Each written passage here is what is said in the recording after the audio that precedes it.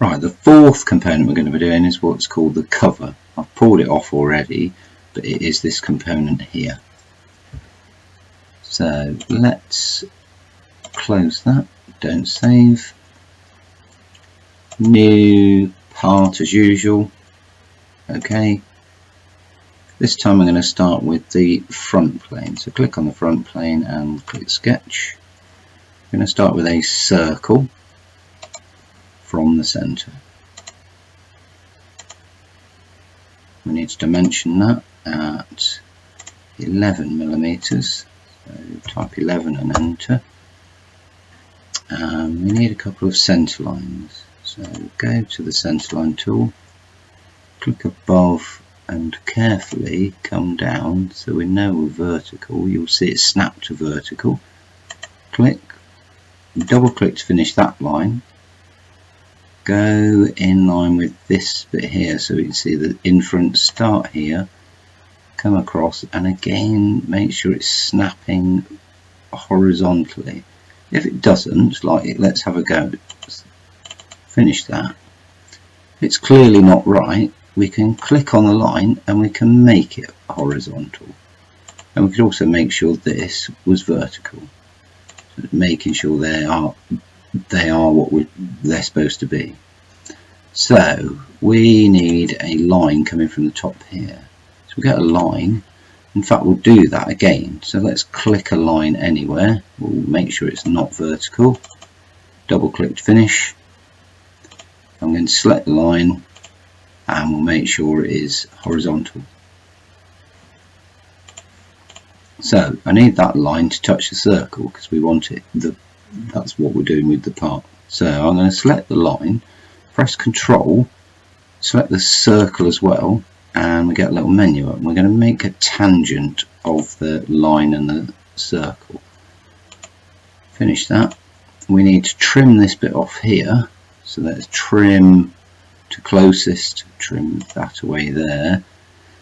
We are going to trim this away. We're going to trim that, and we're going to trim that. So all we've ended up with is this bit here. So now we need to dimension this line, which is quite an unusual dimension, 41.5. How are we going to see it all? Zoom to fit. Oh, I think that was a bit long. 41.5 would be better. There we go. Let's zoom to fit that. Oh, that's a little bit better. Zoom to fit. There we go. Finally got there. Right, we need to offset this line inside. So offset. Click on the line.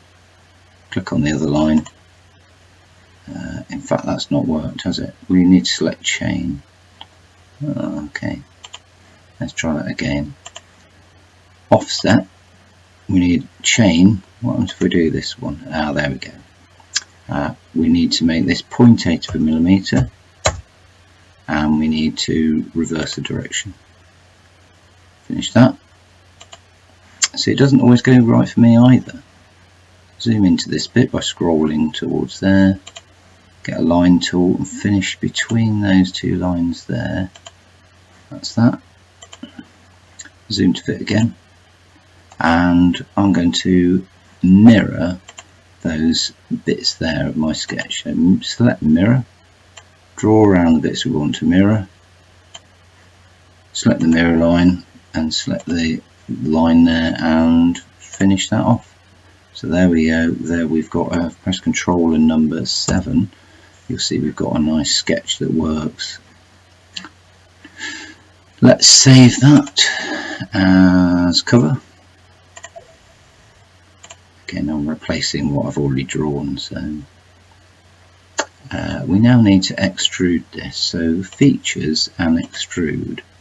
Now normally like this we're going from the sketch this way, but this time I want the sketch in the middle. So what I want is this as a mid plane. So now the sketch is in the middle of the extrusion. The extrusion is going either side of the sketch, and we're going to make it 16 millimeters. So type 16 and enter.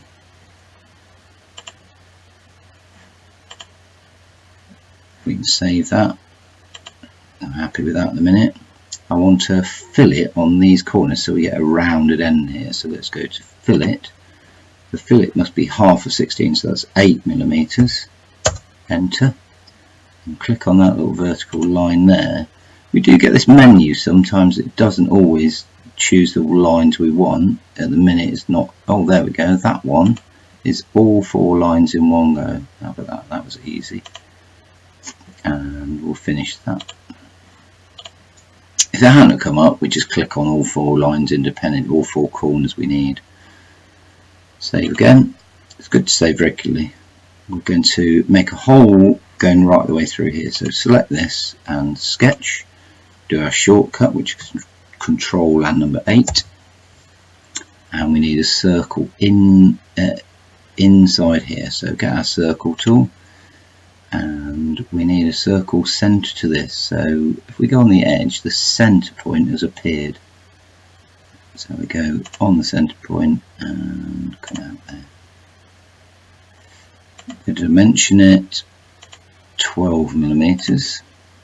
12 and enter. Press Control 7.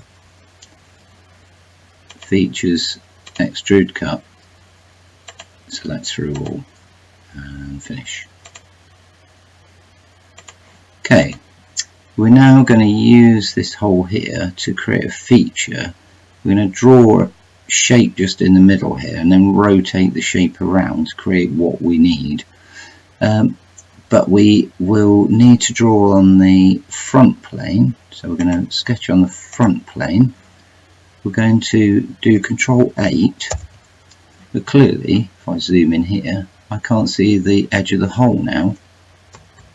The edge of the hole is here somewhere, so I can view a wireframe version. That means I can now see the edge of that hole. I need to go and get a circle tool, zoom in. Right, if I mouse over this line, I'm not going to click yet, but I'm going to move my mouse down. We get the inferencing line. It doesn't matter where you click, whether it's here or here, but click somewhere, move your mouse up, and when you get an orange dot appear at the top of that line, click again. And we also want to go from the center of the circle to the lock onto the bottom of that line as well. Now when we dimension this at 3 millimeters, just the outer one, the center point here will move up. So put in 3 and enter, and as long as you've drawn and clicked on the top of that line and clicked on the bottom of that line, it will do that.